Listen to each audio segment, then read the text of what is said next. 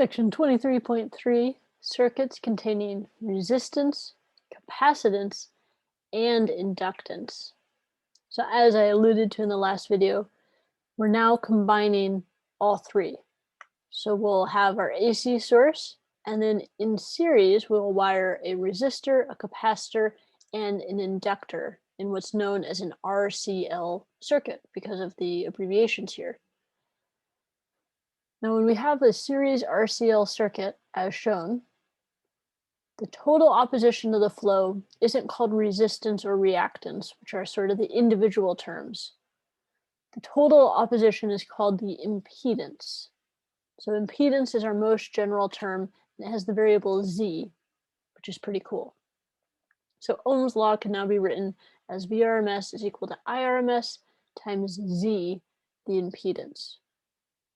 And just as we saw before, when we have capacitor and inductor in an AC circuit, things start to get a little strange with the phase of the voltage and the current. So we'll take a look. If we imagine going around the circuit following Kirchhoff's loop rule, we can note that there'd be a voltage drop across each of the elements. And those are going to be in a different direction relative to the current, right? So the voltage across the resistor is right in phase with the current, no problem there. But the voltage across the inductor is ahead of the current, while the voltage across the capacitor is behind the current. So it's all relative to the current here on what is happening. What we want to do is we want to know the overall voltage from the source and how that relates to the current. So to do that, we're going to have to combine the voltage drops across the inductor, capacitor, and resistor. So notice the vectors aren't all pointing the same direction, so we can't just add them up to get our net voltage or our net impedance. What we can do is note that the inductor and capacitor are in opposite directions. So the capacitor is just, the voltage across the capacitor is just kind of reducing how much voltage is across the inductor. So if we subtract that off, we could draw the net result of VL minus VC, right? Which is slightly reduced, is still pointing overall in the same direction as the inductor, because that one was bigger than the one over the capacitor. But then we want to combine it with the voltage across the resistor, which notice is at a right angle. We've seen this before. If we have two vectors that are at a right angle to each other, we can combine them, right? If we line them up tip to tail, just like our components, X and Y, these are just slightly rotated.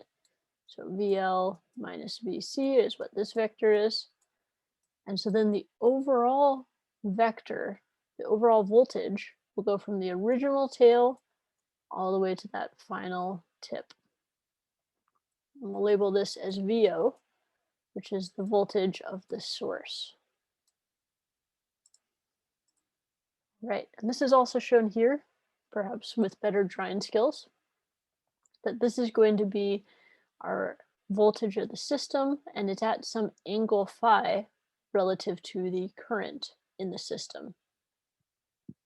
One reason we focus on series systems is that when we're in series, the current will be the same through every device.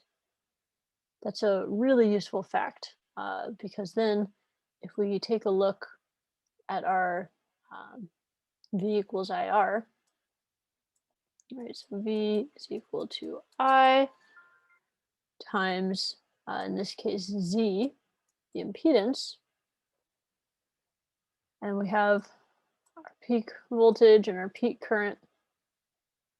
If we want to find the impedance, which again is a bit more complicated than adding these, we can do it noting our VO, which our VO we can get by combining VR along with VL minus VC.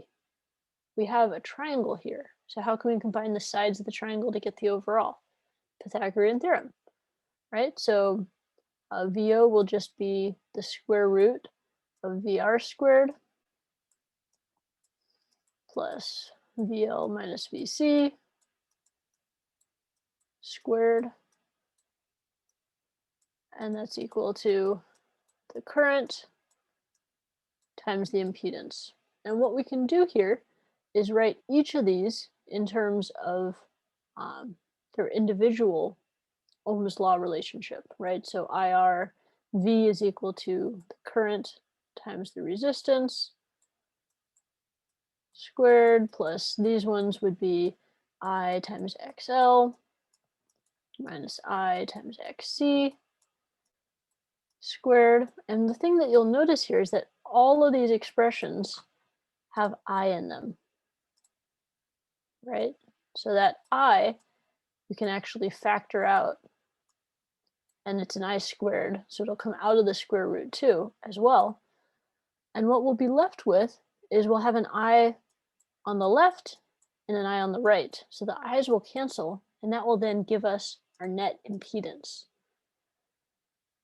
This is the big takeaway from all of this, that if you have a series RCL circuit, you can calculate the impedance, the net blockage of current, with the square root of the resistance squared plus the inductive reactance minus the capacitive reactance squared. This is one of those equations you want to hang on to because it's our perhaps most general one. This is an important thing for a series RCL circuit. Another important factor is this angle, phi, that tells us how the overall voltage has been shifted relative to the current. The way we can figure that out is by also using some trigonometry. So the tangent of that angle is going to have to be equal to this opposite side, VL minus VC, over the adjacent side, VR, which again, we could write in terms of the resistance and reactance and the current, V equals IR, and the currents would all cancel, and so we get that tan of that angle is equal to XL minus XC divided by R. And that would allow us to solve for that phase angle between the current and the voltage. And the reason we care about that is that that phase angle tells us a lot about the power. If you remember, I mentioned that the average power for an inductor or a capacitor is 0. It's all in the resistor. And we could calculate that average power with I squared times R. But you can show that R is equal to Z times cosine of phi. There's details in the book on this. I'm going to keep moving here. You could also then do I times Z and say that's equal to V. So you can calculate your average power with this equation, with I times V, RMS values, times cosine of that phase angle. So what we'll have is there will be, if the resistance is 0, there will be no power. If the resistance is large, there will be much more power there. Right, so that's all the equations. Let's take a look at a conceptual example. The limiting behavior of capacitors and inductors. The RMS voltage of the generator is the same in each case, circuit 1 and circuit 2. The values of the resistance, capacitance, and inductance are the same. The frequency of the AC generator is very near 0. In which circuit does the generator produce more RMS current? Circuit 1 or circuit 2? So I want you to think about this and everything we've learned up to this point and choose an answer. If you don't know, you can guess, but you've got to choose something before you move on. So I'm going to say go ahead and pause the video now. All right, did you do that? I'm hoping so. Well, if you look at these circuits, they look really overwhelming, right? We've been talking about series RCL circuits, and now there are all these weird branches. It's like, where would the current even go? But there's a key clue in the setup of the problem. It says that basically everything's the same between the two circuits, And then it also mentions that the frequency of the generator is very near 0. So our frequency is about 0. If our frequency is 0, what does that mean for each of these circuit elements? Well, R will stay the same, so no big deal there. What about the capacitor and inductor? Remember, our capacitive reactance is equal to 1 over 2 pi the frequency and the capacitance. And our inductive reactance is the inverse of that with inductance. So 2 times pi times the frequency times L. And the R and the C and the L are all the same. What happens if the frequency gets really small and it's in the denominator? Well, in that case, XC is going to become huge. It's going to become a huge amount of resistance, perhaps approaching infinite resistance. If it's infinite resistance, that is the same as if we have a break in the circuit. Let's get a good bold color here. So wherever there's a capacitor, instead of there being a capacitor, the circuit gets disconnected. And no current can get through because there is so much capacitive reactance. XL, meanwhile, if the frequency is about 0, XL is about 0. And if it's about 0, that's the same as being basically a wire. It's not really offering any resistance at all. So instead of drawing our inductor coil, we could just draw a connecting wire in each of these cases. And now as we look at it, we might be starting to see a simpler circuit, right? On top, we have a resistor that goes down through a wire into another resistor, back around to the AC source,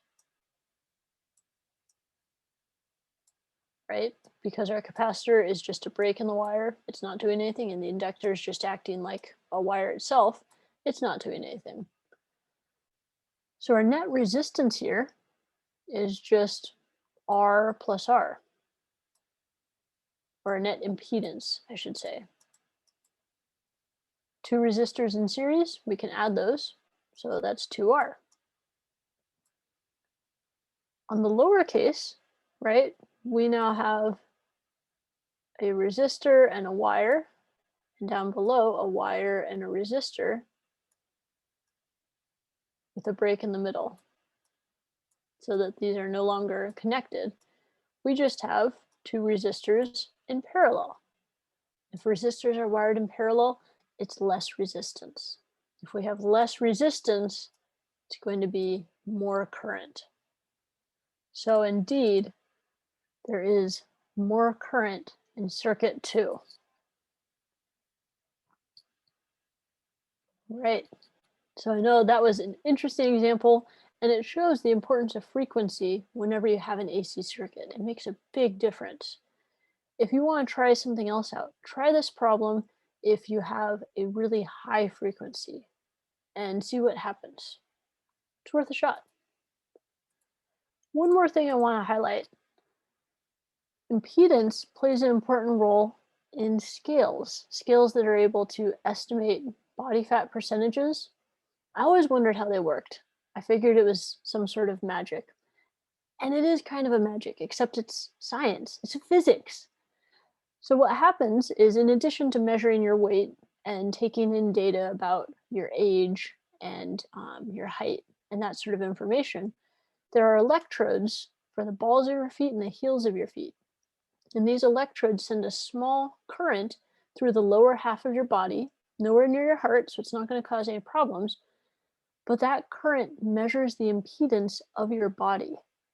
And you have a different impedance in a fatty cell versus in other parts of your body, fat versus muscle, right? And it's able to detect the impedance and, based on the standards, figure out your body fat percentage. And apparently these are accurate to within about 5%. which I think is pretty impressive. So there you have it, physics in action. So next time you see one of these scales, you can try it out and you can say, I know what's going on here.